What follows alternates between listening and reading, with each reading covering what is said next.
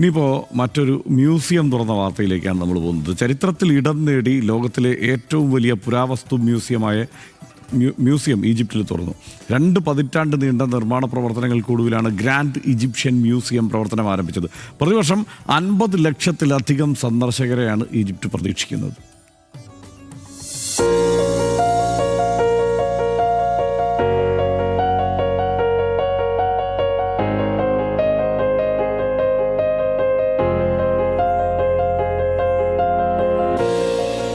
Egypt തലസ്ഥാനമായ കെയ്റോയ്ക്ക് സമീപം ലോകത്തിലെ 7 അത്ഭുതങ്ങളിലൊന്നായ ഗിസ പിരമിഡുകൾക്ക് തൊട്ടടുത്തായാണ് ഈ കൂറ്റൻ മ്യൂസിയം കെട്ടിപ്പടുത്തത്. 5 ലക്ഷം ചതുരശ്ര മീറ്റർ വിസ്തൃതിയിലാണ് മ്യൂസിയത്തിന്റെ നിർമ്മാണം. ആയിരക്കണക്കിന് വർഷം പഴക്കമുള്ള ഈജിപ്തിന്റെ ചരിത്രത്തിൽ നിന്നുള്ള അത്യപൂർവ ശേഖരമാണ് മ്യൂസിയത്തിൽ ഒരുക്കിയിരിക്കുന്നത്.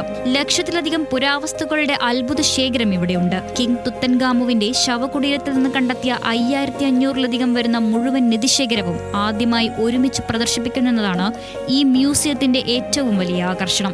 രാജാവിന്റെ സ്വർണ്ണമുഖം മൂടിയും 2 ശവപ്പെട്ടികളും ഇതിൽ ഉൾപ്പെടും. ഈജിപ്ഷ്യൻ ജനതയുടെ പ്രതിഭയുടെ ജീവിക്കുന്ന തെളിവെന്നാണ് മ്യൂസിയത്തിന്റെ ഉദ്ഘാടനത്തിനിടെ പ്രസിഡന്റ് അൽ സീസി വിശേഷിപ്പിച്ചത്. പുരാതന ഈജിപ്ഷ്യൻ നാഗരികതയുടെ ചരിത്രം വിളിച്ചോതുന്നവയാണ് ഓരോ ശേഖരങ്ങളും.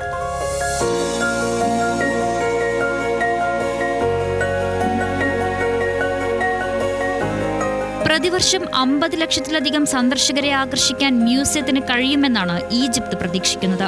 ഇത് രാജ്യത്തിന്റെ പ്രതിസന്ധിയിലായ സമ്പദ് വ്യവസ്ഥയ്ക്കും ടൂറിസം മേഖലയ്ക്കും വലിയ ഉത്തേജനം നൽകും. International desk, news Malayalam.